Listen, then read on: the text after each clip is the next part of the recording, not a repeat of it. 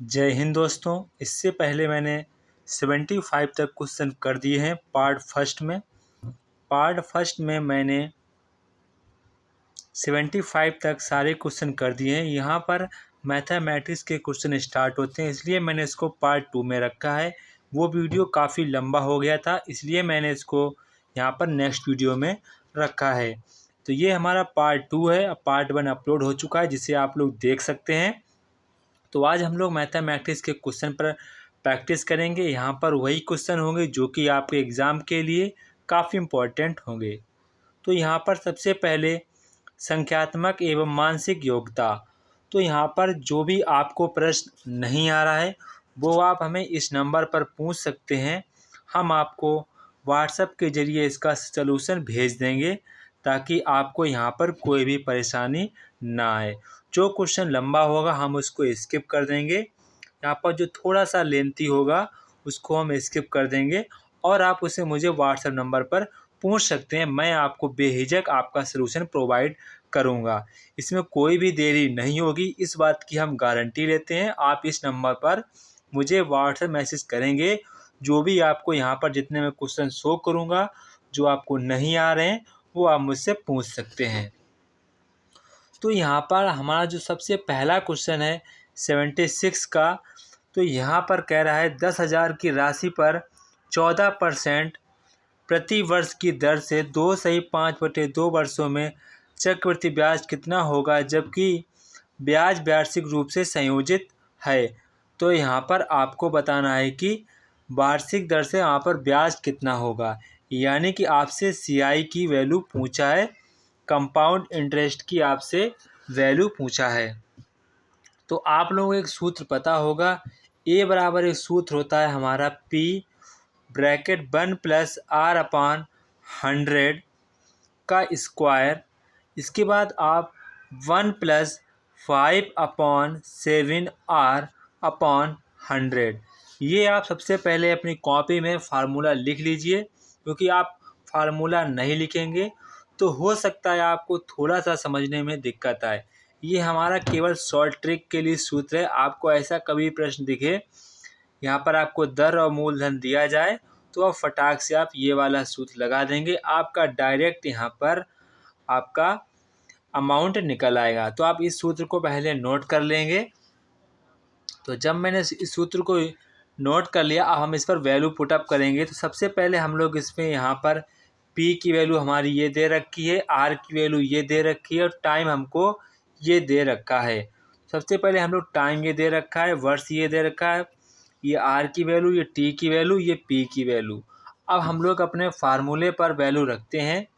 तो यहाँ पर 10,000 कोष्टक में 1 + 14/100 और ब्रैकेट में 1 + 5/7 × 14, यहाँ पर R था, अपॉन में 100। अब आप इस कैलकुलेशन को खुद से सॉल्व करने का प्रयास करेंगे।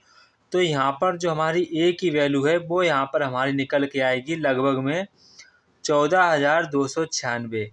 यहाँ पर इतने रुपए निकल के आएंगे, 14,296 यहाँ पर इसकी वैल्यू निकल कर आएगी। इसके बाद यहाँ पर आप नोट कर लेंगे। इसके बाद यहाँ पर हमारा जो CI का सूत्र होता है वो होता है A - P, यानी कि अमाउंट से आपको प्रिंसिपल की वैल्यू माइनस कर देनी है। तो यहाँ पर जो हमारा अमाउंट आया था वो आया था 14,296 आया था, जिसमें से आपको यहाँ पर 10,000 की राशि को माइनस कर देना है। तो फाइनली हमारा ऑप्शन नंबर C वाला आंसर आ जाएगा। 4,296 यहाँ पर हमारा इसका करेक्ट आंसर होगा। तो इस प्रकार से आपको सवाल को लगाना है।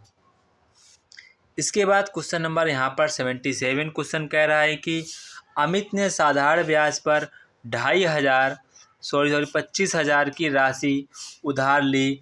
भोला ने उतनी ही राशि चक्रवृद्धि ब्याज के आधार पर उधार ली। 2 वर्ष के अंत में भोला को अमित की तुलना में 160 अधिक ब्याज देना पड़ा।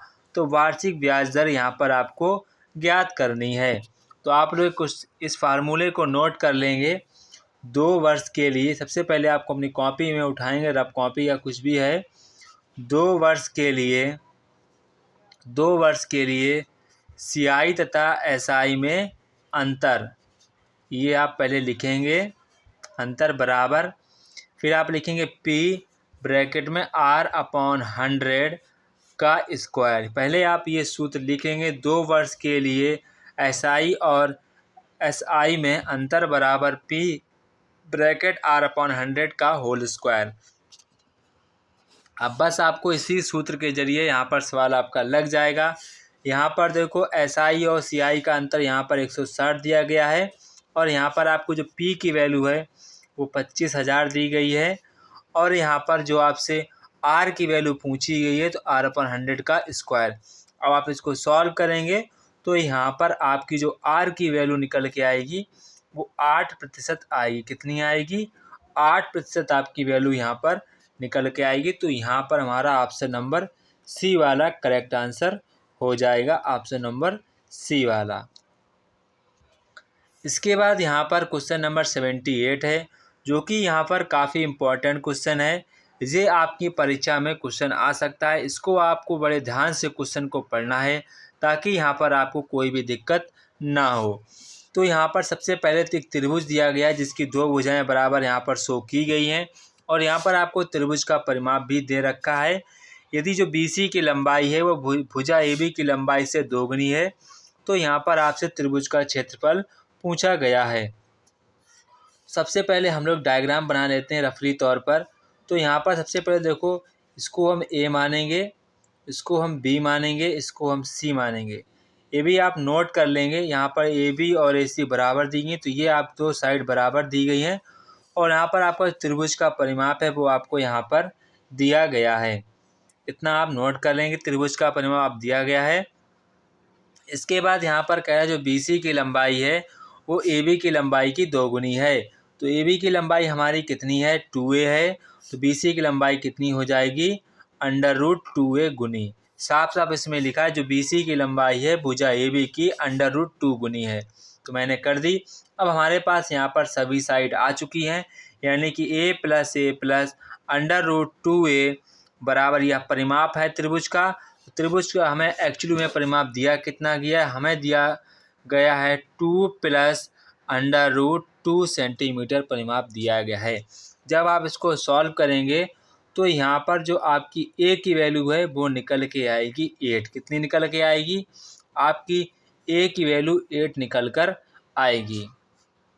जब आपकी A की वैल्यू आ जाती है, इसके बाद यहाँ पर आप लोगों को त्रिभुज में पाइथागोरस की थ्योरम लगानी है। तो यहाँ पर √2A, इसके बाद ये आपकी A है, ये आपकी H है। ये आपके यहाँ पर आपको यहाँ पर H निकालना है। तो यहाँ पर जब आप लोग H निकालेंगे तो यहाँ पर आप लोगों को H निकालनी है त्रिभुज की ऊंचाई। और एक्चुअली में हमारी जो A की वैल्यू कितनी आई है? 8 आई है। तो ये हमारी कितनी हो जाएगी? 8 और ये हमारी हो जाएगी 2√8। ये समद्विबाहु त्रिभुज है। तो समद्विबाहु त्रिभुज आधार को 2 बराबर हिस्सों में विभाजित करता है। तो ये हमारी 4√2 हो जाएगी, ये भी हमारी 4√2 हो जाएगी।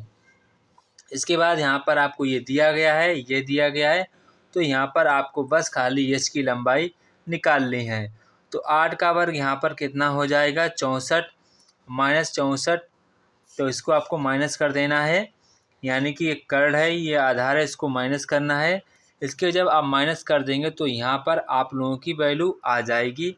वैसे भी आप यहाँ पर कर सकते हैं, ऐसे भी मानकर आप कर सकते हैं। आप इस प्रकार से मान कर सकते हैं A √2A, ऐसे भी कर सकते हैं। तो ये हमारी साइड कितनी हो जाएगी? इसकी आधी हो जाएगी, यानी कि ये हमारी 1/√2 हो जाएगी। कितनी हो जाएगी? 1/2√A, 1/2√A। इस प्रकार जब H निकालेंगे आप पाइथागोरस थ्योरम लगाकर तो H की वैल्यू हमारी आएगी √A²/2। ये हमारी H आ गई। अब आपका जो त्रिभुज का जो क्षेत्रफल होता है 1/2 आधार इंटू ऊंचाई। तो यहाँ पर आपका बेस कितना हो जाएगा? 4√2 हो जाएगा, 8√2 हो जाएगा। और यहाँ पर आपकी ऊंचाई है वो ऊंचाई थी हमारी √A²/2। तो यहाँ पर 1/2 बेस आपका कितना था? √2A था। तो जब आप गुणा करें 4√2 हो जाएगा। आपकी जो ऊंचाई है A की वैल्यू कितनी थी? हमारी 8 थी। तो 8 का जब स्क्वायर करेंगे तो हमारा हो जाएगा, 8 का स्क्वायर करेंगे 64। तो 64 का आधा करेंगे तो यहाँ पर 32 के लगभग समथिंग आएगा। तो 8 का स्क्वायर यानी कि 64, तो 64 का आधा करेंगे तो हमारा 32, तो 32 हो जाएगा 32, तो यहाँ पर 16 दूनी 32 यानी कि 4√2 ये हो जाएगा। इसके बाद 2 रूट सिर्फ कट जाएगा, ये 8 चौको 32 सेंटीमीटर स्क्वायर आपका यहाँ पर आंसर आ जाएगा। त्रिभुज का क्षेत्रफल कितना होगा? 32 सेंटीमीटर स्क्वायर। तो इस प्रकार से आपको लगाना होगा। थोड़ा सा बड़ा था सवाल पर काफ़ी आसान सवाल था। तो इसका हमारा आंसर कितना होगा? 32 सेंटीमीटर स्क्वायर। अब हम लोग अपना ऑप्शन चेक कर लेते हैं कि क्या हमारा वाकई में आंसर सही ऑप्शन कोई है या नहीं। तो यहाँ पर हमारे सामने ऑप्शन में 32 सेंटीमीटर स्क्वायर दिया गया है, तो यही हमारा एक्चुअली में सही आंसर होगा। इसके बाद क्वेश्चन नंबर 42 यहाँ पर कह रहा है कि यहाँ पर 42 सेंटीमीटर व्यास वाले किसी वृत्त का एक त्रिज्यखंड है, त्रिज्यखंड काट दिया गया है और त्रिज्यखंड का कोण यहाँ पर 150 डिग्री दिया गया है, तो इसका क्षेत्रफल निकालना है। तो क्षेत्रफल का सूत्र होता है हमारा थीटा पान 360 गुणे पाई आर स्क्वायर। बस आपको यहाँ पर इसकी वैल्यू रख देनी है। यहाँ पर ये व्यास दिया गया तो आपको इसको आधा कर देना, आपकी रेडियस बन जाएगी। और थीटा कोण दिया गया वो आप यहाँ पर थीटा की वैल्यू पुटअप कर देनी है, तो आपका आंसर निकल कर आ जाएगा। समथिंग में आपका आंसर इतना निकल के आएगा 577.5 सेंटीमीटर स्क्वायर आपका आंसर निकल कर आएगा। तो ऑप्शन नंबर ए आपका यहाँ पर सही जवाब होगा। आपको सूत्र लगाना होगा थीटा अपॉन 360 गुणे पाई आर स्क्वायर वाला सूत्र लगाना है। यहाँ पर आपको आर दिया गया है, ये व्यास दिया गया, इसका आधा कर देंगे रेडियस बन जाएगा। और आपको यहाँ पर कोण भी दिया गया है, तो आप कोण भी यहाँ पर यूज कर लेंगे 150, बस आपका आंसर आ जाएगा। इसके बाद यहाँ पर आप लोगों को ग्राफ दिए गए हैं। निम्नांकित बार ग्राफ का अध्ययन कीजिए, इसके बाद दिए गए प्रश्नों का उत्तर दीजिए। यहाँ पर आपको ग्राफ दिए गए हैं। स्कूल ABCD ई में लड़कों और लड़कियों की कुल संख्या आपको यहाँ पर दी गई है। स्कूल ए, स्कूल बी, स्कूल सी, स्कूल डी। तो यहाँ पर आपको लड़कों और लड़कियों की कुल संख्या दी गई है। सबसे पहले यहाँ पर कह रहा है स्कूल ABCD में लड़कों की कुल संख्या का अंतर बताया गया है। स्कूल बी में, तो यहाँ पर हमारा कह रहा है स्कूल बी में लड़कों की संख्या उस स्कूल के विद्यार्थियों के कुल कितने प्रतिशत है। तो यहाँ पर ये आपसे क्वेश्चन पूछ रहा है। सबसे पहले क्वेश्चन नंबर हमारा जो 80 है, तो 80 क्वेश्चन यहाँ पर कह रहा है कि, तो 80 क्वेश्चन यहाँ पर आपको क्या कह रहा है? 80 क्वेश्चन यहाँ पर कह रहा है स्कूल बी में लड़कों की संख्या उस स्कूल के विद्यार्थियों की कुल संख्या के कितने प्रतिशत है। ये थोड़ा सा लॉन्ग आंसर है, थोड़ा सा इसका लॉन्ग आंसर होगा, तो हम आपको इसको व्हाट्सएप में बता देंगे। आप लोग मुझे इस नंबर पर पूछ लेंगे, हम आपको व्हाट्सएप पर इसका सलूशन बता देंगे सॉल्व करके। तो आप लोग वहाँ पर इसका आंसर हमसे पूछ सकते हैं। इसका भी आंसर आप लोग मुझसे यहाँ पर। इसके बाद 82, तो 82 का क्वेश्चन हम बता देते हैं। तो यहाँ पर सबसे पहले क्वेश्चन कह रहा है एक भाजक भागफल का 15 गुना तथा शेष फल का 3 गुना है। यदि शेष फल 40 है तो भाज्य ज्ञात करिए। तो यहाँ पर कह रहा है जो भाजक है वो शेष फल का 3 गुना है। तो मैं शेष फल का 3 गुना कर देता हूँ। तो भाजक, उसके बाद भाजक भागफल का 15 गुना है। तो यहाँ पर ये कह रहा है, तो ये आपको यहाँ पर दिया गया है। सबसे पहले आपको जो भागफल दिया गया है, जो आपका भाजक है वो भागफल का यहाँ पर 15 गुना है। तो यहाँ लिख लेंगे भागफल। अब यहाँ पर आपको भागफल दिया गया है, कितना दिया गया है ऊपर आपने, भागफल आपको यहाँ पर 140। जब आप भाजक निकालेंगे यहाँ पर भाजक बराबर दिया गया है 3 गुणे शेषफल। शेषफल की वैल्यू कितनी है 40, तो यहाँ पर आपकी भाजक की वैल्यू निकल के आ जाएगी 120। कितनी आ जाएगी 120। और भाजक की वैल्यू यहाँ पर रख देनी है 40 और यहाँ पर 15 नीचे आ जाएगा। इसके बाद यहाँ पर भाजक दिया गया 120, यहाँ पर कितना दिया गया 120, यहाँ से निकाला है 3 गुणे शेषफल, शेषफल दिया गया है 40, तो 40 यहाँ 120 हो जाएगा। वही मैंने यहाँ पर भाजक रख दिया 120 और भागफल मुझे निकालना है, तो 15 आ जाएगा बटे में 15 अट्ठे 120। तो यहाँ पर जो हमारी भागफल की जो वैल्यू है वो हमारी 8 आ गई। कितनी आ गई? 8 आ गई। कितनी आई है? भागफल की वैल्यू 8 आई है। इसके बाद आप लोगों ने सूत्र पढ़ा होगा, भाज्य बराबर हमारा सूत्र क्या होता है? भाजक गुणे भागफल और प्लस शेषफल। तो भाजक की वैल्यू हमारी कितनी आई थी? भाजक की वैल्यू हमारी 120 थी और भागफल की वैल्यू हमारी 8 थी, शेषफल हमारा 40 था। अब आप इसको सॉल्व कर देंगे तो यहाँ पर आपका आंसर आ जाएगा 1000 आपका आंसर आ जाएगा। हम लोग ऑप्शन में चेक करते हैं क्या हमारा ऑप्शन सही है या गलत। तो यहाँ पर हमारा जो ऑप्शन में आंसर मिल रहा है तो यहाँ पर हमारा सही ऑप्शन हो जाएगा ऑप्शन नंबर डी वाला, यहाँ पर हमारा बिल्कुल सही जवाब हो जाएगा। इसके बाद यहाँ पर आपसे कह रहा है 2 की पावर 18 - 1 विभाजित होगा। यहाँ पर ये कह रहा है ये किससे विभाजित होगा। तो सबसे पहले यहाँ पर आप लोग वर्गांतर नियम भी लगा सकते हैं। तो हम लोग वर्गांतर नियम लगाने का फुल कोशिश करेंगे कि हम लोग वर्गांतर नियम लगाएं। इसके बाद हम लोग यहाँ पर देखेंगे तो हम लोग वर्गांतर नियम लगाते हैं। तो यहाँ पर आप लोग देखेंगे 2 की पावर जो 3 है हम इसको ऐसे लिख सकते हैं, 2 की पावर 3 गुणे 6 ऐसे लिख सकते हैं और इसको भी हम लोग सेम इसी तरीके से लिख सकते हैं। तो यहाँ पर आप देखेंगे इसको आप देखेंगे क्यूब की पावर 6 है, क्यूब की पावर 6 है। तो इसको हम 2 की पावर 8 की पावर 6 मान लेते हैं, इसकी 1 की पावर 6 मान लेते हैं। तो यहाँ पर आप देखेंगे कि अब हम इस पर वर्गांतर नियम लगा सकते हैं, चाहे कैसे लगाएं उसको हम लोग लगा सकते हैं। तो जब हम लोग इस पर वर्गांतर नियम लगाएंगे तो हम लोग वर्गांतर नियम इतने हमें लगा कर देखते हैं। तो यहाँ पर जब आप वर्गांतर नियम लगाएंगे यानी कि 8 या ऐसे करके इस प्रकार से ऐसे करके, तो अब इसको वर्गांतर नियम खोलेंगे तो एक बार आपको प्लस करना होगा, एक बार आपको माइनस करना। इसको बार प्लस करेंगे फिर आप अपना ऑप्शन चेक करेंगे कि कौन सा ऑप्शन हमारा सही बैठ रहा है। तो आप देखेंगे आपकी जो संख्या है इन दो में से कोई एक संख्या आपकी 7 से निश्चित विभाजित होगी। तो यहाँ पर हमारा ऑप्शन नंबर बी वाला बिल्कुल सही जवाब होगा। इसके बाद यहाँ पर क्वेश्चन कह रहा है 0.001040 का मान होगा। तो काफ़ी आसान क्वेश्चन है, तो आपको बस पॉइंट को हटा देना है। नीचे जितने जीरो आएंगे 1 2 3 4 5 जितने भी पॉइंट के बाद जितने अंक हैं उतने आपको जीरो उतार देने हैं। तो 1040 और 3 3 6 जीरो नीचे होंगे।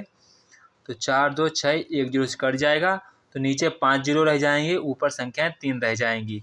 तो यहाँ पर हमारा ऑप्शन नंबर सी वाला करेक्ट ऑप्शन हो जाएगा। इसके बाद यहाँ पर जो क्वेश्चन दिया गया है क्वेश्चन नंबर 85 क्वेश्चन आपको बोर्ड मास सूत्र का प्रयोग करना होगा। बोर्ड मास सूत्र का आपको अच्छे तरीके से प्रयोग करना आना चाहिए। तो यहाँ पर सबसे पहले हम लोग बोर्ड मास सूत्र का प्रयोग करेंगे। तो यहाँ पर जब आप बोर्ड मास सूत्र का प्रयोग करेंगे तो यहाँ पर सबसे पहले हम लोग ब्रैकेट को तो है नहीं ऑफ है यानी कि का है, तो का को सॉल्व करेंगे।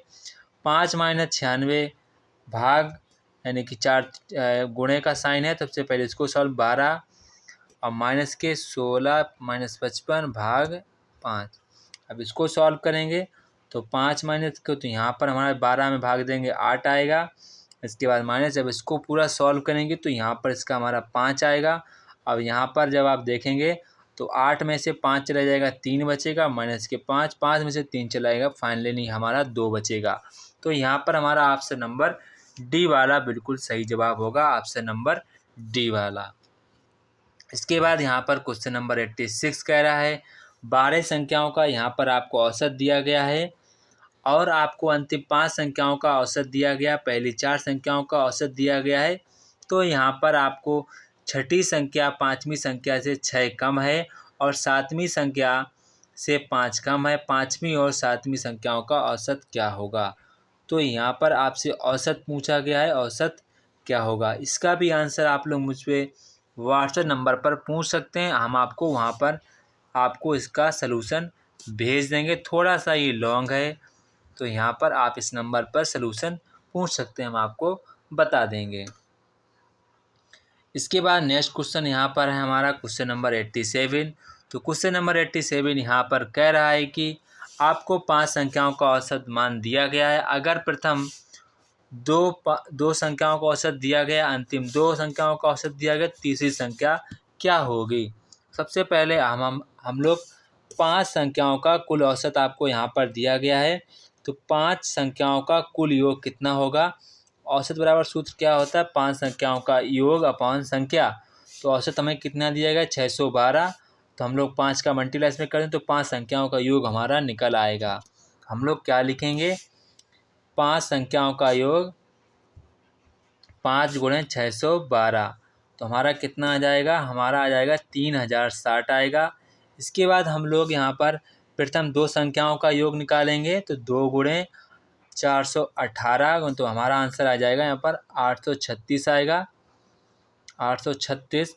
इसके बाद अंतिम 2 संख्याओं का औसत निकालेंगे। तो अंतिम 2 संख्याओं का जो औसत निकालेंगे तो 551 का गुणा कर देंगे 21 का, तो 1000 यहाँ पर 42 आ जाएगा, 1042। अब हमको तीसरी संख्या निकालनी है। तो तीसरी संख्या को करना क्या है, तीसरी संख्या निकालनी है तो आपको 5 संख्याओं का जितना योग आया था उससे जो 2 संख्याएं निकाली थी वही आपको यहाँ पर माइनस कर देनी है। वही आपको यहाँ पर 836 और प्लस 1042। अब आपको इनको जोड़ लेना है, फिर से माइनस कर देना है। तो आपका आंसर आ जाएगा 1182, आपका आंसर आ जाएगा, यानी कि ऑप्शन नंबर डी वाला हमारा करेक्ट ऑप्शन होगा। इसके बाद क्वेश्चन नंबर 88 आता है। तो क्वेश्चन नंबर 88 यहाँ पर दिया गया है। 3 संख्याओं को आप लोगों का योग दिया गया है। पहली संख्या दूसरी संख्या का अनुपात आपको यहाँ पर दिया गया है। दूसरी बात तीसरी संख्या का अनुपात यहाँ पर आपको दिया गया है। तो यहाँ पर आपको ABC अनुपात दिया गया 2, 3, 4, 5। यहाँ पर देखो, यहाँ पर आपको सेम करना है ताकि यहाँ पर आपका सेम हो जाए। तो आपको किससे गुणा करना है, तो यहाँ पर आपको, तो यहाँ पर 12 हो जाएगा। यहाँ पर भी आपको दो चाकू 8 यानी 12, और यहाँ पर देखेंगे तो 15 है, यानी कि 1 3 तिकु 12 तिपच 15। तो कितना हो जाएगा, यहाँ पर फाइनली हमारा ABC का अनुपात कितना हो जाएगा। फाइनली हमारा जो A plus B plus C जो हमारा आंसर हो जाएगा 280। और यहाँ पर आपको AB अनुपात दिया गया है 2:3 दिया गया है, और BC का अनुपात दिया गया है 4:5 यहाँ पर दिया गया है 4:5। अब आपको ABC का अनुपात निकालना है। सबसे पहले हम लोग लिखेंगे A अनुपात B अनुपात C। तो यहाँ पर इसका अनुपात हो जाएगा 8 गुणा, सेम बनाना होता है, हम लोग सेम बना लेंगे। यहाँ पर 12 करना था, तो कितने का गुणा मैंने कर दिया, यहाँ पर गुणा मैंने किया है 4 का, 4 दूनी 8 और 3 चौकू 12। यहाँ पर मैंने जब 5 था तो यहाँ पर मैंने 3 का गुणा कर देंगे तभी तो 12 आएगा। जब यहाँ पर 12 करेंगे तो यहाँ पर मुझे 3 का गुणा करना पड़ेगा, और यहाँ पर मुझे 4 का गुणा करना, तभी तो यहाँ पर मेरा सेम आ पाएगा। इसीलिए मैंने यहाँ अनुपात ये बना लिया। तो हमारा A का अनुपात हो जाएगा 8, B 12 और C 15। तो इसके बाद हम लोग करेंगे क्या, हमारे पास A की वैल्यू 8x हो जाएगी, B की वैल्यू 12x हो जाएगी, C की वैल्यू 15x। फाइनली हम लोग लिख देंगे 280। यहाँ से हमारी x की वैल्यू निकल के आ जाएगी 8। पूछा गया दूसरी संख्या क्या होगी, तो दूसरी संख्या हमारी कितनी थी 12x, 12 अट्ठे 96, हमारा इसका आंसर आ जाएगा।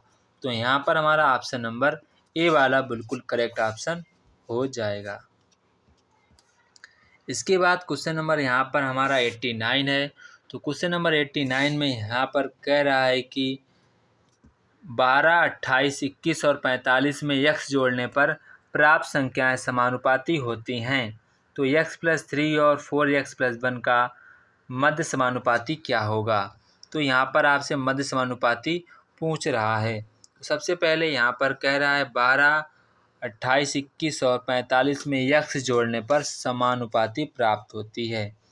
तो 12 में x जोड़ देंगे, 28 में x जोड़ देंगे, बराबर करेंगे 21 प्लस एक्स करेंगे 45 प्लस एक्स करेंगे। ये जो लाइन है यही लाइन ये कहना चाह रही है।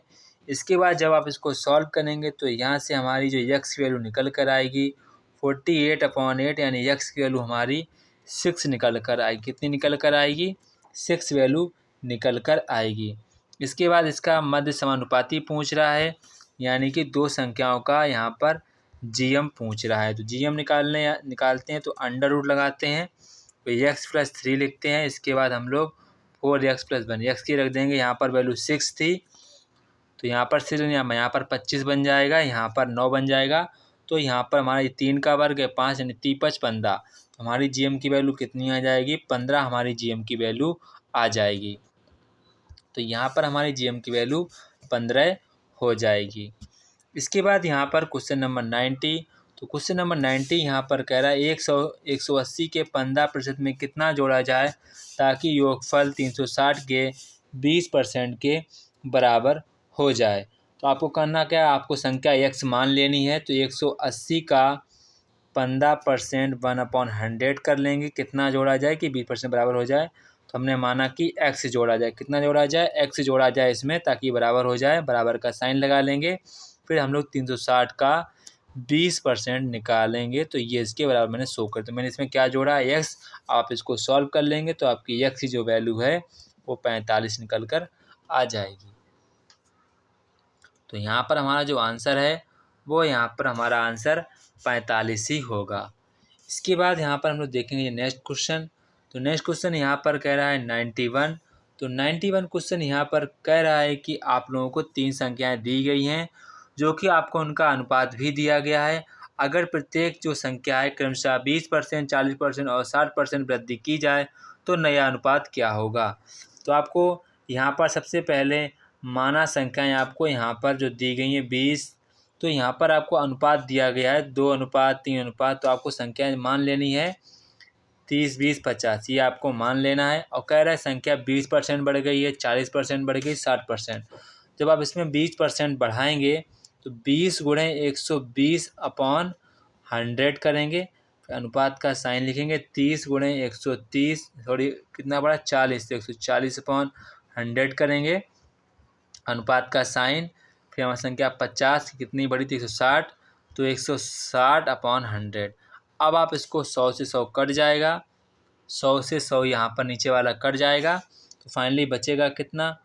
20 गुणे 120 अनुपात 30 गुणे 140 अनुपात 50 गुणे 160। नीचे वाला 100 100 कट जाएगा, 0 से 0 कट जाएगा, 0 से 0 कट जाएगा, 0 से 0 कट जाएगा। इसके बाद अब जब इसको आप सॉल्व करेंगे, सबको काटेंगे, तो यहाँ पर आपका 12/21/40 ये आपका अनुपात बन जाएगा। तो यहाँ पर हमारा फाइनली ऑप्शन नंबर बी वाला बिल्कुल सही जवाब होगा। ऑप्शन नंबर बी वाला बिल्कुल सही जवाब होगा। इसके बाद यहाँ पर आप लोगों को क्वेश्चन दिया गया है, एक शहर की आपको जनसंख्या पहले वर्ष में 30% बढ़ी और दूसरे वर्ष में 15% कम हो गई, तो वर्तमान संख्या इतनी दी गई, तो पहले 2 वर्ष की संख्या कितनी होगी। तो फाइनली आपको ये वाला फार्मूला लगाना है 1 + R1/100 ब्रैकेट बंद कर देंगे, 1 + R2/100। यहाँ पर आपको माइनस लगानी, क्योंकि कम जनसंख्या हो रही है तो आपको माइनस लगानी है। अगर यहाँ बढ़ोतरी होती तो हम लोग प्लस लगाते, ठीक है। इस चीज़ ध्यान रखना है, ये आपको फार्मूला नोट कर लेना है। इसके बाद यहाँ पर आपको वर्तमान संख्या दी गई, यानी कि आपको ए की वैल्यू दी गई है, आपको पी की वैल्यू निकालनी है।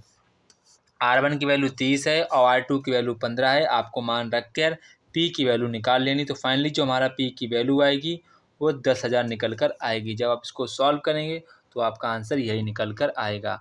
तो यहाँ पर हमारा ऑप्शन नंबर सी वाला करेक्ट ऑप्शन हो जाएगा। इसके बाद यहाँ पर आपसे क्वेश्चन नंबर यहाँ पर 93 है, यदि 25 वस्तुओं का विक्रय मूल्य 35 वस्तुओं के विक्रय मूल्य के बराबर हो तो लाभ और हानि प्रतिशत आपको यहाँ पर ज्ञात करनी है। यहाँ पर आपको लाभ और हानि ज्ञात करनी है। तो इसका आंसर आप लोग मुझे व्हाट्सएप मैसेज पर पूछ सकते हैं, 95 55 75 66 13। इसका आंसर आप लोग मुझे व्हाट्सएप मैसेज पर पूछ सकते हैं, हम आपका सलूशन प्रोवाइड कर देंगे।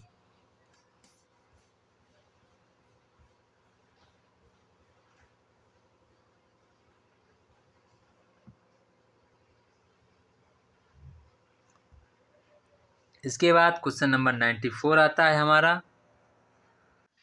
इसके बाद क्वेश्चन नंबर 94, तो यहाँ पर कह रहा है कि 38 गेंदों का जो गेंदों को 2240 रुपये में बेचने पर 6 गेंदों के क्रय मूल्य के बराबर हानि होती है, तो एक गेंद का क्रय मूल्य ज्ञात करना है। तो यहाँ पर कह रहे जो 38 हैं, 38 गेंदों को जो बेचने पर यानी सेलिंग प्राइस 6 गेंदों के क्रय मूल्य के बराबर हानि होती है। तो 38 - 6 गुणे CP कर देंगे, तो यहाँ पर हमारा जो CP की जो वैल्यू निकल के आ जाएगी, SP और CP का जो यहाँ पर आपको डिफरेंस दिया गया है वो यहाँ पर दिया गया है।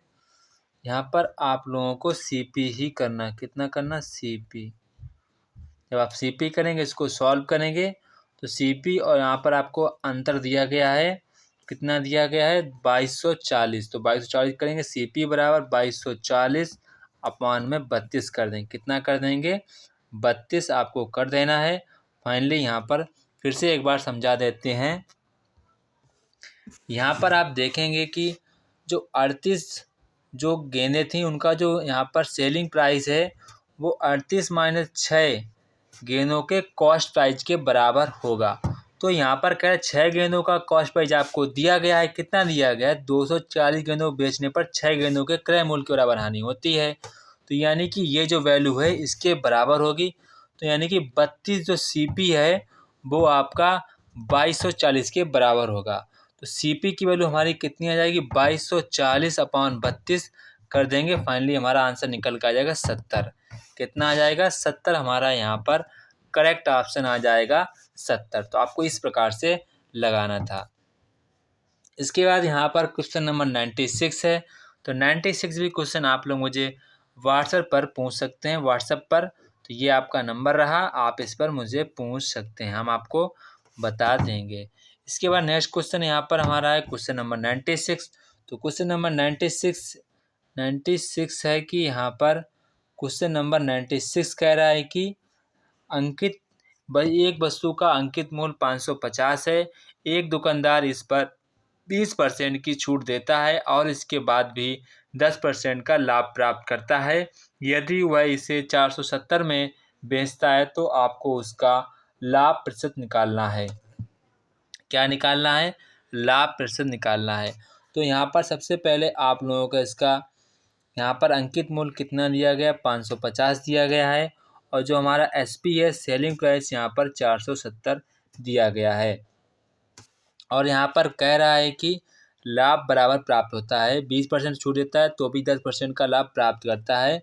तो यहाँ पर आप लिख लेंगे, तो आप लोग यहाँ पर लिखेंगे, एक सूत्र होता है CP ब्रैकेट में प्लस P प्रॉफिट बराबर यहाँ पर MP यानी कि अंकित मूल्य, इसके बाद 100 - KD डिस्काउंट।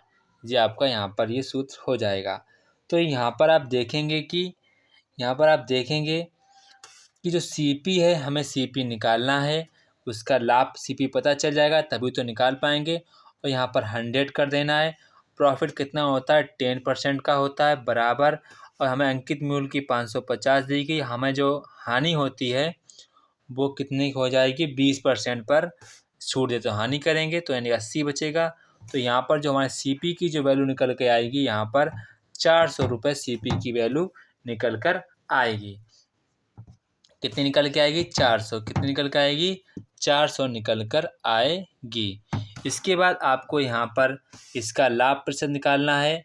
तो लाभ प्रतिशत जब आप निकालेंगे यानी कि विक्रय मूल्य से आप लोग CP कितना आया था, 400 आया था, तो विक्रय मूल्य से क्रय मूल्य घटा देंगे तो क्रय मूल्य लाभ हमारा 70 आ जाएगा, क्रय मूल्य हमारा 400 हो जाएगा, और इनटू में 100 कर देंगे, ऐसे कर देंगे। इसके बाद 0 कट जाएगा, 4 से इसको भाग देंगे तो फाइनली हमारा 17.5% आंसर निकल कर आ जाएगा।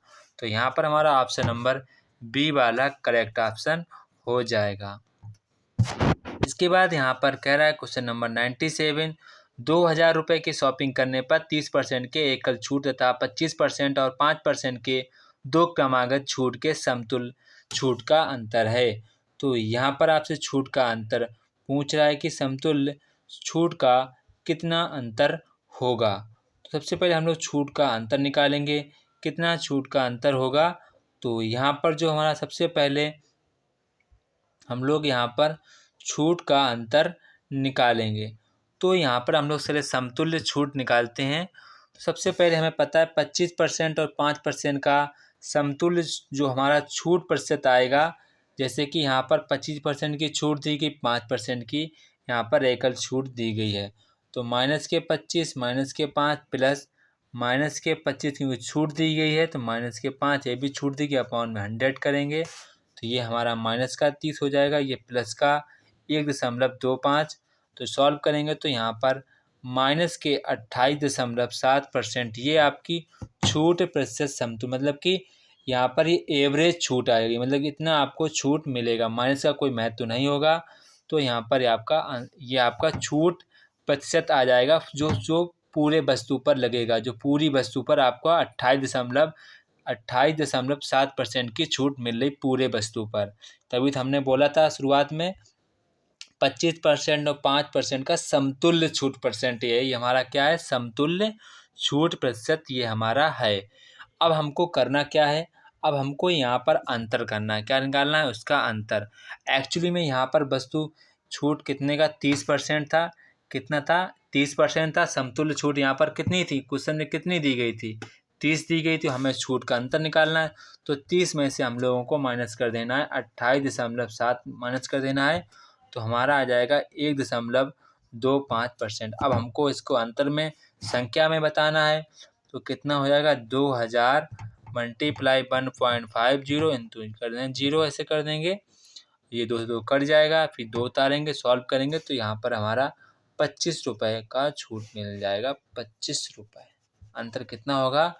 25 रुपये का समतुल्य क्रमागत छूट के समतुल्य छूट का अंतर कितना होगा? 25 रुपये का अंतर होगा। तो इस प्रकार से आपको लगाना होगा। इसके बाद यहाँ पर आपको क्वेश्चन नंबर 98, तो क्वेश्चन नंबर 98 यहाँ पर कह रहा है कि 6000 की राशि साधारण ब्याज पर 4 वर्षों में 7800 हो जाती है। ब्याज दर में 2.5% वृद्धि होने पर यह राशि इसी समयावधि में कितनी हो जाएगी? तो यहाँ पर आपसे पूछ रहा है कितनी राशि हो जाएगी। तो यहाँ पर सबसे पहले हम लोगों को ब्याज निकालना होगा। तो जब हम लोग ब्याज निकालेंगे, यहाँ पर आपको अमाउंट दिया गया, ये P दिया गया है, तो आपको 7800 से -6000 कर देना है। तो यहाँ पर आपका ब्याज निकल के आ जाएगा 1800, आपका ब्याज निकल कर आ जाएगा। अब जब आपका ब्याज आ जाएगा तो यहाँ से आप लोग R की वैल्यू निकालेंगे। तो आपको पता है ब्याज रबर हमारा सूत्र होता है मूलधन गुणे दर गुणे टाइम अपॉन 100। तो यहाँ पर आपको मूलधन पता है, ब्याज पता 1800 पता है, टाइम पता है 4 वर्ष, R की वैल्यू आप निकाल लेंगे। तो R की वैल्यू जब आप लोग निकालेंगे तो R की वैल्यू निकल के आएगी 7.7% निकल कर आ जाएगी। जब आपकी इतनी वैल्यू आ जाएगी, इसके बाद आपको करना क्या है? आपको यहाँ पर ब्याज पूछ रहा है, ब्याज, तो ब्याज बराबर फिर आप नया ब्याज निकालेंगे। तो 6000 गुणे टाइम कितना हो जाएगा? न कह रहा है 2.5% की आपको यहाँ पर वृद्धि हुई है। कितनी वृद्धि हुई है? 2.5% की। तो जब उसमें 2.5 जोड़ेंगे, 7 पॉइंट में आप 2.5 जोड़ देंगे तो कितना बन जाएगा? 10। तो आप 10 लिख देंगे, फिर टाइम 4 है। इसके बाद आपको 100 करें, सॉल्व करेंगे तो यहाँ पर 2400 रुपये आ जाएगा। कितना आ जाएगा? 2400। पहले कितना था? 6000 और 2400, जिसको ऐड कर देंगे तो नई राशि कितनी बन जाएगी? नई राशि हमारी 8400 बन जाएगी। कितनी बन जाएगी? 8400 राशि बन जाएगी। यानी ऑप्शन नंबर सी वाला हमारा करेक्ट आंसर हो जाएगा। इसके बाद यहाँ पर क्वेश्चन नंबर 99 है। तो क्वेश्चन नंबर 99 और यहाँ पर क्वेश्चन नंबर 100, क्वेश्चन नंबर 99 और क्वेश्चन नंबर यहाँ पर हमारा जो आप लोग व्हाट्सएप नंबर पर पूछ सकते हैं। यहाँ पर हमारा व्हाट्सएप नंबर आप लोग इस नंबर पर पूछ सकते हैं, हम आपको सलूशन यहाँ पर भेज देंगे। इसके बाद क्वेश्चन नंबर 100 है। तो क्वेश्चन 100 यहाँ पर कह रहा है कि एक कंपनी में प्रत्येक साल में इंजीनियरों की संख्या 2 गुनी होती है। कितने समय में इंजीनियरों की संख्या अपने मूल संख्या का इतना गुना हो जाएगी? तो आरंभ में हम लोग सबसे पहले लिख लेंगे माना, आप लोग लिखना चालू कर देंगे क्वेश्चन को, काफ़ी इंपॉर्टेंट क्वेश्चन है। आप लोग लिखेंगे माना प्रारंभ में इंजीनियरों की संख्या x है, अपनी कॉपी में लिखेंगे 2 वर्ष में इंजीनियरों की संख्या हो जाएगी इसकी दोगुनी यानी कि 2x, ठीक है। इसके बाद 4 वर्ष में संख्या कितनी हो जाएगी 2 की पावर 2 4x। इसी प्रकार हम लोग निकालें इतना गुना यानी कि 1024 गुना इतनी हो जाएगी। तो पूछ रही अपने मूल से कितने गुणों में टाइम हो जाएगी। तो देखो ये कितना इससे अधिक है, मूल टाइम से x से कितनी अधिक है, तो ये हमारी पूरी 20 वर्ष अधिक है। कितनी वर्ष 20 वर्ष। जब आप लोग देखेंगे और 1024 हम लोग क्या लिखेंगे 2 की पावर 10 x, तो कितनी अधिक हो जाएगी। ये 2 का गैप चल रहा है, 2 में तो ये बनती है, 4 में ये बनता है, तो ये कितने में बनेगा, ये 20 वर्ष में बनेगा। कितने में 20 वर्ष में। तो यहाँ पर हमारा ऑप्शन नंबर पी वाला सही हो जाएगा। इसके बाद आप लोग जो क्वेश्चन नंबर 100 है, 100 क्वेश्चन लग गया। इसके बाद जो क्वेश्चन नंबर यहाँ पर 101 है, इसको भी आप लोग व्हाट्सएप पर पूछ सकते हैं। व्हाट्सएप पे आप लोग पूछेंगे, हम वहाँ पर आप लोगों को बता देंगे। इसके बाद क्वेश्चन 102 देख लीजिए। एक मिश्रण में 6:1 अनुपात में अम्ल और पानी है। मिश्रण में 12 लीटर पानी मिले, अम्ल और पानी का अनुपात यहाँ पर 3:2 हो जाता है। प्रारंभिक मिश्रण में पानी की मात्रा आपको यहाँ पर बतानी है। तो यहाँ पर आप लोगों को जल और अम्ल का यहाँ पर आपको अनुपात दिया गया है कितना 6:1। तो आप इसको मान लेंगे 6x × x अनुपात x। तो यहाँ पर आपको इसका अनुपात दिया गया है। अगर 12 लीटर पानी मिला दें तो x अम्ल में पानी जाएगा, ठीक है। यहाँ पर पानी कितना है, पानी हमारा अम्ल है, यहाँ पर 12 है। कितना है यहाँ पर मिश्रण दिया गया 6:1 का दिया गया अम्ल, और यानी कि अम्ल हमारा 6 या पानी 1 है, ठीक है। कह रहा है कि 12 लीटर पानी मिलाने पर पानी की मात्रा ऐड की गई, यानी कि पानी ऐड किया गया, नहीं नीचे करना, सॉरी इसको नीचे कर दिया। अनुपात कितना हो जाता है 3:2 हो जाता है। इसे आप सॉल्व करेंगे तो आपकी x की वैल्यू 4 निकल के आएगी। आपने पानी कितना माना था, x माना, तो आपका पानी की मात्रा कितनी हो जाएगी 4 लीटर, और जो अम्ल की मात्रा हो जाएगी वो 24 लीटर हो जाएगी। आप इस प्रकार से क्वेश्चन को इसको लगा सकते थे। तो यहाँ पर आपका ऑप्शन हो जाएगा, पानी की मात्रा पूछी गई थी, तो यहाँ पर हमारा ऑप्शन नंबर 4 वाला बिल्कुल सही जवाब हो जाएगा। इसके बाद नेक्स्ट क्वेश्चन यहाँ पर क्वेश्चन 103 कह रहा है कि यक्स अकेला किसी कार्य को 15 दिन में कर सकता है, बाई उसी कार्य को 30 दिन में कर सकता है। यक्स और बाई जेड एक साथ मिलकर उस कार्य को 9 दिन में कर सकते हैं। जेड उस कार्य को कितने दिन में कर सकता है। तो यहाँ पर कह रहा है जेड उस कार्य को कितने दिन में कर सकता है। तो ये क्वेश्चन का आंसर आप लोग मुझे कमेंट बॉक्स में कमेंट करके बताएंगे इसका आंसर कितना। काफ़ी आसान क्वेश्चन है, सभी लोग इसका आंसर मुझे कमेंट बॉक्स में कमेंट कर बताएंगे। इसके बाद क्वेश्चन नंबर 104 है। तो क्वेश्चन 104 यहाँ पर कह रहा है कि ABC की कार्य क्षमताओं का अनुपात यहाँ पर दिया गया है। एक साथ कार्य करते हुए 35 दिन लगते हैं, AB 28 दिन लेते हैं। शेष जो कार्य C है कितने दिन। काफ़ी आसान क्वेश्चन है, ये नहीं लगा पाए तो फिर आप कुछ भी नहीं लगा पाएंगे। तो यहाँ पर देखेंगे आप लोगों को ABC का अनुपात दिया गया 7 5 12 12 4 16। तो 16 इनकी कार्य क्षमता, और कह रहा है कि 35 दिनों में एक साथ करते हैं, तो 35 गुणा कर देंगे तो 560 आ जाएगा। इसके बाद जब AB करते हैं यानी 7 5 12, तो 12 गुणे 28 कर देंगे तो यहाँ पर आपका आ जाएगा 336 आ जाएगा। इसके बाद पूछ रहा है C कितने दिनों में करेगा। क्या पूछ रहा है C कितने, तो आपको 560 से 336 कर देना माइनस, तो आ जाएगा 224। आपको 4 से भाग कर देना है, यानी C अकेले 56 दिनों में कार्य कर देगा। 56 दिनों में C कार्य समाप्त कर देगा। इसके बाद यहाँ पर क्वेश्चन नंबर 105 है। क्वेश्चन नंबर 105 आप लोग आंसर इसका मुझे कमेंट बॉक्स में कमेंट करके बताएंगे। तो यहाँ पर आप लोग इसका आंसर नोट कर लेंगे। अगर लग जाए तो यस लिखेंगे, नो लगे तो नहीं लगे तो नो लिखेंगे। तो यहाँ पर जो हमारा फाइनली आंसर निकल के आएगा वो 6 दिन निकल के आएगा। इसको आप आंसर को पिक करेंगे। इसके बाद क्वेश्चन नंबर 106 देख लेते हैं। तो क्वेश्चन 106 यहाँ पर कह रहा है, आप क्वेश्चन खुद से रीड करेंगे। थोड़ा सा हम वेट कर रहे हैं, आप लोग क्वेश्चन को रीड कर लें। तो यहाँ पर कह रहा है कि रघु है वो यहाँ पर कार्य को 8400 पारिश्रमिक पर 16 दिनों में करने के राजी होता है, लेकिन एक सहयोगी के साथ लेने पर 12 दिनों में कार्य पूरा हो जाता है। तो सहयोगी के पारिश्रमिक अंश ज्ञात कीजिए, कितना उसे रुपए मिलेगा, मतलब ये पूछ रहा है। ठीक है, तो यहाँ पर सबसे पहले आप लिख लेंगे रघु। ठीक है, रघु, फिर नीचे लिखेंगे रघु प्लस सहयोगी यानी दोस्त उसका, तो शो करता है 16 दिन में, तब कर लेता है 12 दिन में। तो आप करेंगे 3 और 4, इसका अनुपात कितना आ जाएगा 3:4, यानी कि तो कितना है 3:4। तो ऐसी संख्या कौन सी हो जाएगी जो 3 से भी कट जाए, 4 से, 12 से भी कट जाए, 16 से, यानी 48। कितनी हो जाएगी 48। कितनी 48। इसके बाद यहाँ पर कह रहा है कि कार्य क्षमता रघु और सहयोगी की हो जाएगी हमारी 3:1 की। कितनी हो जाएगी 3:1।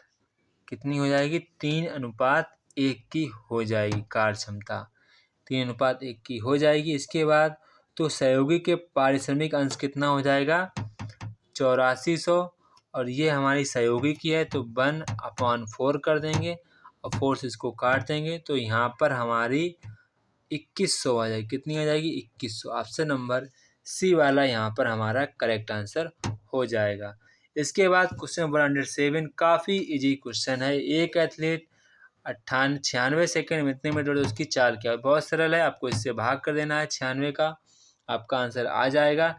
किलोमीटर में पूछा गया, बस यही तकलीफ, जब इसको आप भाग देंगे तो आपका आंसर आ जाएगा 25/3 मीटर प्रति सेकेंड। अब आपको इसको बदलना है किलोमीटर में, तो 25/3 को गुणा कर देना, आपको 18/5 से गुणा कर देना, 3 18, 5 25, 5 30 किलोमीटर प्रति घंटा आपका आंसर आ जाएगा। इसके बाद यहाँ पर क्वेश्चन कह रहा है, क्वेश्चन 108 कह रहा है एक व्यक्ति 15 किलोमीटर प्रति घंटा की गति इसकी गति है, वह 225 मीटर की दूरी कितने समय में तय करेगा। तो यहाँ पर आपको चाल दी गई है, चाल दी गई किलोमीटर में और दूरी दी गई है मीटर में, तो आप इसको मीटर प्रति सेकंड में चेंज कर लेंगे, यानी कि 5/18 से गुणा कर देंगे। तो यहाँ पर 18 काटा पीटी करेंगे तो यहाँ पर आंसर आ जाएगा 25/2 मीटर प्रति सेकेंड। अब आपके ये पास ये चाल है, ये दूरी है, तो आप टाइम निकाल सकते हैं। समय बराबर हमारा सूत्र क्या हो जाएगा, टाइम बराबर सूत्र होता है डिस्टेंस अपॉन स्पीड। स्पीड कितनी है, डिस्टेंस हमारी 225 मीटर है और हमारा जो स्पीड थी 25/2, यानी ऊपर चला जाएगा 25 अट्ठे। आपको काटना है तो आप काटेंगे तो यहाँ पर 25 नेमा 225, तो 9 दूनी 18 मीटर प्रति सेकेंड आपकी यहाँ पर 18 सेकेंड आपका यहाँ पर टाइम आ जाएगा, 18 सेकेंड। इस प्रकार से आपका आंसर हो जाएगा। इसके बाद नेक्स्ट क्वेश्चन यहाँ पर कह रहा है कि आपको 109 क्वेश्चन कह रहा है कि एक ट्रेन 400 किलोमीटर की दूरी समान चाल से तय करती है। इसके बाद कह रहा है यदि ट्रेन की चाल 10 किलोमीटर प्रति घंटा बढ़ाई गई होती तो ट्रेन को यात्रा करने में 2 घंटे कम लेती। तो ट्रेन की समान रूप से उस यात्रा को पूरे करने में कितना समय लेगी, मतलब कि आपको स्पीड ना बढ़ाएं तो कितना टाइम लेगी। तो आप कुछ नहीं करना है, आपको इस क्वेश्चन को मैं नोट करवा रहा हूँ, नोट कर लीजिए। ये क्वेश्चन 100% आएगा, इस ऐसे क्वेश्चन 100% आते हैं। मान लीजिए क्वेश्चन को जैसा मैं बोल रहा हूँ वैसे आप अपनी कॉपी में नोट कर लें प्लीज़। ऐसे क्वेश्चन लगातार पूछे जा रहे हैं, बाद में मत कहना कि सर ये आपने बताया नहीं पहले, मैं आपको पहले ही बता दे रहा हूँ। ये काफ़ी इम्पोर्टेंट है।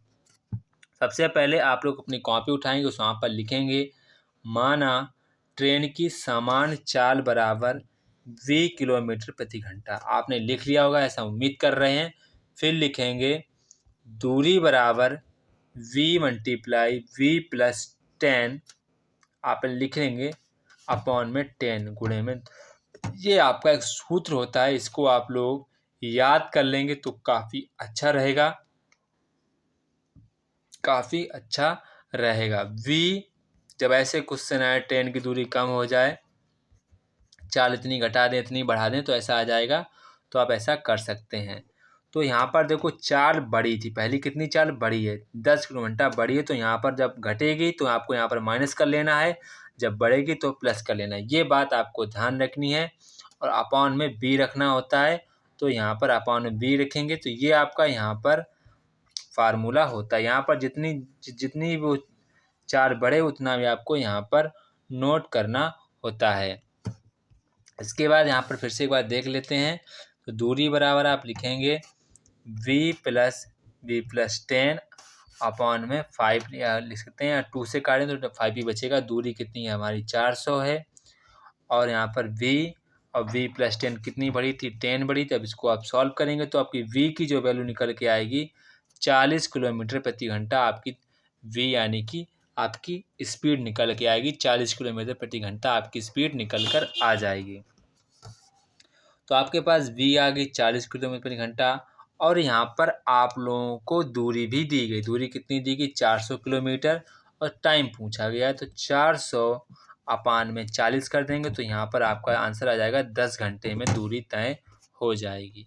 तो आपको समझ में आ गया। फिर से सूत्र को नोट कर लेंगे। v प्लस जितनी दूरी बढ़े या चाल जितनी बढ़ाई जाए उतनी घटाई जाए वो आपको यहाँ पर लिखनी है, और बटे में 5 लिख देना, और बराबर डिस्टेंस। ये आपको सूत्र याद रखना है बस, और कुछ नहीं।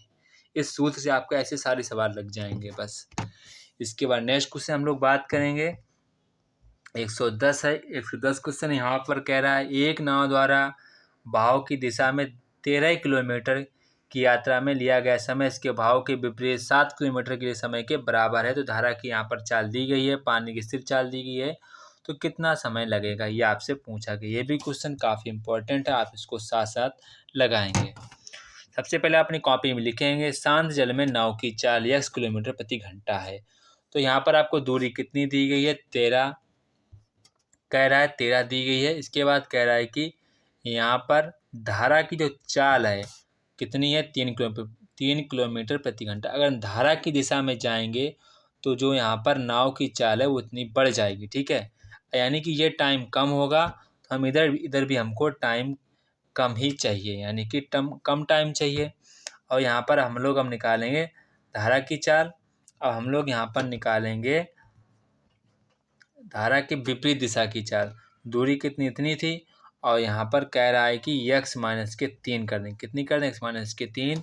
जब इसको सॉल्व करेंगे तो ये आपकी x की वैल्यू निकल कर आ जाएगी 10। कितनी निकल कर आएगी 10 किलोमीटर प्रति घंटा। आपके शांत जल में नाव की चाल होगी 10 किलोमीटर प्रति घंटा। आपसे समय पूछ रहा है कि कितने समय में ये इतनी दूरी तय कर लेगी।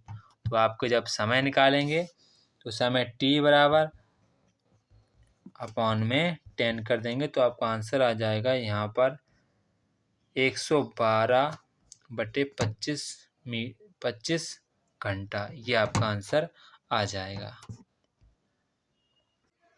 अब जब आप 112 को यहाँ पर 112/25 को सही फॉर्म में लिखेंगे तो 4 सही 12/25, तो यहाँ पर आपका डी वाला ऑप्शन सही हो जाएगा। इसके बाद क्वेश्चन नंबर 111 और 112 काफ़ी इंपॉर्टेंट क्वेश्चन है, तो उनको हम लगवा दे रहे हैं। तो यहाँ पर कह रहा है कि जो ए और बी की आयु का अनुपात इतना दिया गया, 5 वर्ष की आयु का अनुपात इतना हो जाता है, तो आपको बी की वर्तमान आयु बताना है। तो ए की आयु हम लोग मान लेंगे 3x, बी की आयु मान लेंगे 5x। अनुपात दिया गया है तो 5 वर्ष बाद पूछा तो ऐड कर देंगे 5x + 5 कर देंगे, बराबर अनुपात हो गया है 13:20। जब आप यहाँ पर इसको सॉल्व करेंगे x की जो वैल्यू निकल के आएगी हमारी वो 7 निकल कर आएगी। अब यहाँ पर पूछा बी की वर्तमान आयु, तो हमने बी की वर्तमान आयु 5x मानी, तो 5 का गुणा इसमें कर देंगे 7 का, 5 7 35, तो 35 वर्ष हमारी बी की वर्तमान आयु आ जाएगी। इस प्रकार से आपको लगाना था। इसके बाद सेम यही क्वेश्चन इसी प्रकार का है। तो यहाँ पर कह रहा है आपको 4 वर्ष पूर्व ए और बी का अनुपात इतना दिया गया है। 4 वर्ष पूर्व इतना था, तो 8 वर्ष बाद उनकी आयु का अनुपात इतना हो गया, तो दोनों की वर्तमान आयु का कुल योग बताइए। सबसे पहले हम लोग देखेंगे 4 वर्ष पूर्व ए और बी की आयु का अनुपात। तो यहाँ पर देखेंगे माना कि ए की जो वर्तमान आयु है वो कितनी होगी 4x + 4, और बी की जो वर्तमान आयु हो जाएगी 5x + 4। ये आपको यहाँ पर कर लेना है, क्योंकि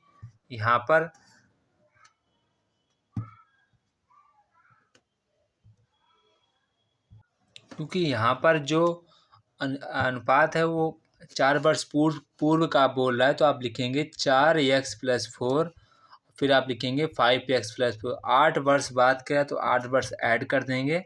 इसके बाद यहाँ पर उनका अनुपात हो जाता है 11/13 अनुपात हो जाता है। इसको जब आप सॉल्व करेंगे तो यहाँ पर जो हमारी x की वैल्यू निकल कर आएगी, x की वैल्यू वो हमारी 8 निकल कर आएगी। तो यहाँ पर पूछ रहा है कि सभी की आपको आयु का अनुपात बताना है। तो ए की आयु हमने मानी थी 4x प्लस 4। तो x वैल्यू जब यहाँ रखेंगे 8, 8 चौकू 32, 32 4 36 वर्ष हो जाएगी। बी की वैल्यू हमने मानी थी आयु 5x प्लस 4। तो 5 8 5 40, 40 और 4 44 वर्ष आपको इस आयु का योग पूछ रहा है। तो 6 4 10, 4 3 7 1 8 यानी 80 वर्ष आयु इनका योग आ जाएगा। तो ये फाइनली हमारा मैथमेटिक्स का पूरा हो चुका है। अब इसके बाद जो नेक्स्ट पार्ट आएगा वो आपका मानसिक योग्यता और तर्क क्षमता का यहाँ पर पार्ट 3 में आपको इसका सलूशन मिल जाएगा। तो जय हिंद दोस्तों, फिर मिलते हैं अपने नेक्स्ट वीडियो में। तब तक कि आप लोग उत्तर प्रदेश पुलिस के प्रैक्टिस सेट को लगातार लगाते रहें। अगर कोई भी डाउट आप क्वेश्चन होते हैं तो आप वहाँ पर मैंने नंबर दिया है, वहाँ पर आप इसको मुझसे डाउट पूछ सकते हैं। जय हिंद दोस्तों, फिर मिलते हैं अपने नेक्स्ट वीडियो में।